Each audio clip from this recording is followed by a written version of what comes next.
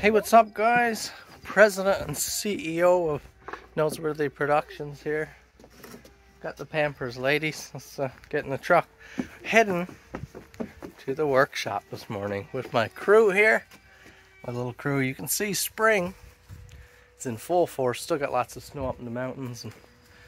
But look at this around town. Just beautiful.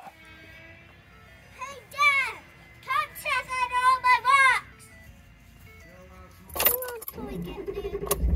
Just a few minutes. You know the deal. Hey crew. Hi, No. You don't say your name. What? Hi, my name. No. Your name is Kid. Why? No, you're Kid 1. Kid 2, Kid 3. Oh. Hi, wait. Hi, I'm Kid 1, this is Kid 2, this is Kid 3. There you go. Say hello to John Conklin. Hi, John Conklin. There you go. Tell him you're praying for his brother Joe. Paradise just down at the shop. Just coming down. Mama's at school. She'll be joining us for dinner down here. I'm getting in the habit of doing this lately, and it's a lot of fun. A big box of supplies here.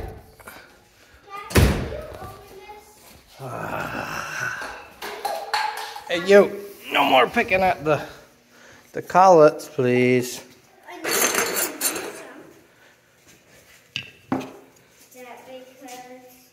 Just learned to ride her bike without training wheels.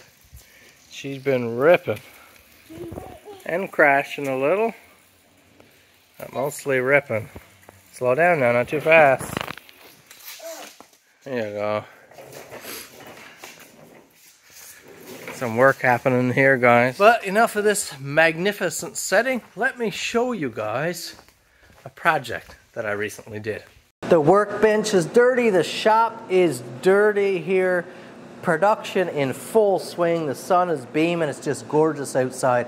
We got a project on the go, relatively quick, or it's gonna seem like it to you guys, but I thought this was worth sharing because this is gonna be kind of a fun and mildly drastic transformation for those at least with a sharp eye. Come in and look at these SHUN beauties. Sorry about all the background noise, like I said, quick and dirty here. The shop is in full swing today for those of you with orders in.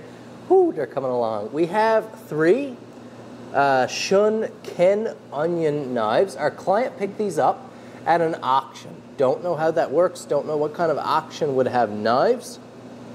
But here they are.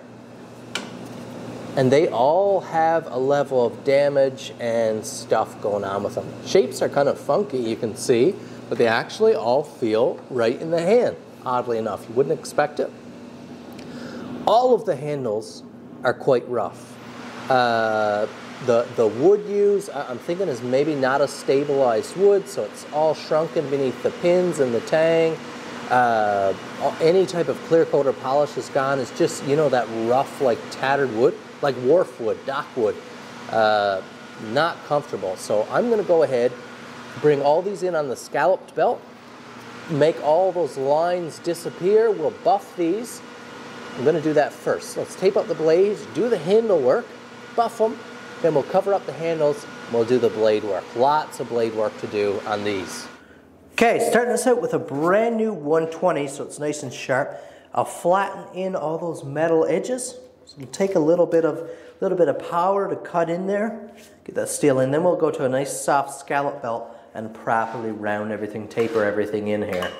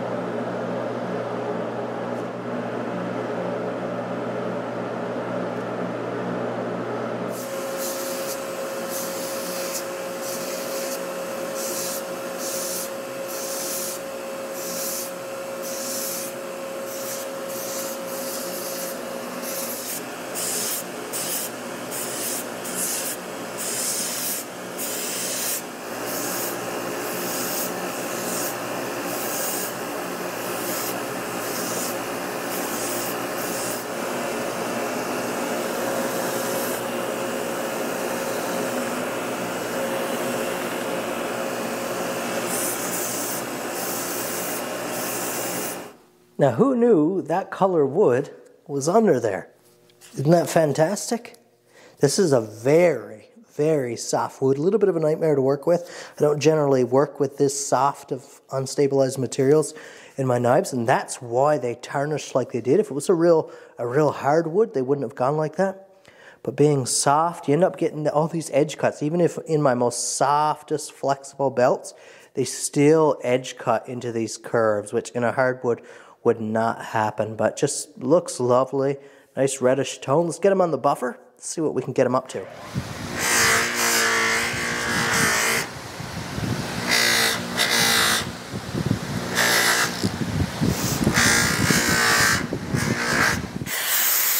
Holy smokes, look at all of that beauty. Just clean off that compound there now, clean it up a little bit. We'll have a look. The client, I'm sure, will be thrilled. I never dreamed that these beautiful handles were under there because they were a little bit ugly to start with.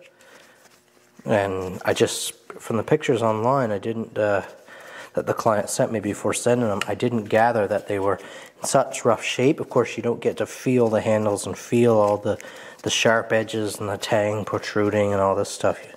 No way to tell that stuff until you get them in hand. But all took care of. Let's have a look here. Look how stunning that is. And get some smudging off of these get a little bit greasy over time, but look at the finish, and everything is absolutely free from texture there now, and from the pins protruding and things like that. The bolsters, all these lines all cleaned up. Look at that. Oh, I'm so excited for the owner. So very excited for the owner. Now, let's get to the blade work. Okay, let's have a look here. I'll show you what's going on. So, blades are a little bit dulled. I could do a whole bunch of work buffing those out. We'd lose all the insignia and stuff, so I'm not going to do that. And they're not scarred up or bad or anything like that, so I'll leave it just as is. But what we do have is a ton of microchipping. You can see how much of that we have there. Very coarse. We also have a broken tip. So we're going to shape these up. And what we'll do today, we'll shape these up on the belt grinder, have a look at the new shapes. We'll establish a new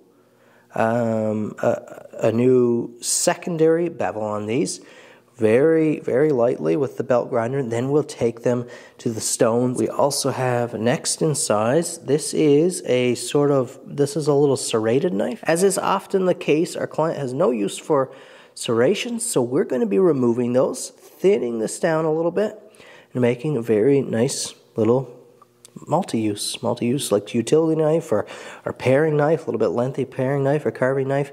Notice broken tip as well. We'll correct that. We'll mold that into a nice tip. And of course, this is work that's ideally done on the belt grinder. Lastly, here we have this beautiful little paring knife, again with a broken tip. All three, some real strong chipping along this edge. Rough, so we'll a little bit misgrinding. You can see, looks like this was took back here. You can see the laminations. Look at this, is carved back. So we'll shape this up proper, even out that edge, and take it in. Let's get over to the belt grinder. Okay, let's have a look here. Start with that serrated knife. Got a coarse, well, it's a partially worn 36 grit, so it's coarse, but it's not sharp. It's not going to leave those deep scores, but I'm going to use that. Just carve off the serrations. We're going to be left with a kind of thick edge then. We'll need to plane down and taper in. Got to fix that nose up here. So let's get started. All while being careful to not overheat that blade. That's key. We don't want to destroy that heat treat. I'm trying to get you guys the most visual information as possible. It's kind of tough here, but the lights are on, the lights are heavy, so we got lots of contrast, but you can see that broken tip. And that's always a judgment call. This knife has a pretty much straight edge, so instead of spoiling that straight edge and taking this way up, I'm going to bring the nose here, the toe of the knife, down.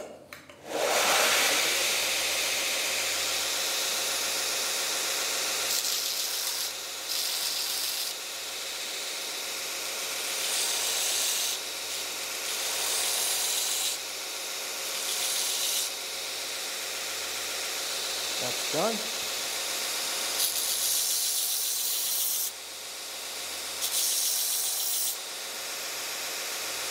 Getting there.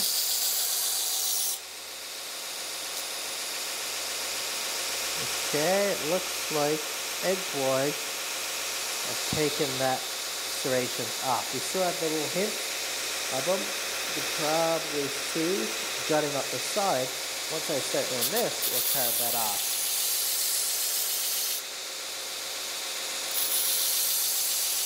It's going to induce some nasty scratches, but surprisingly, not near as thick an edge as I was expecting. No, not near.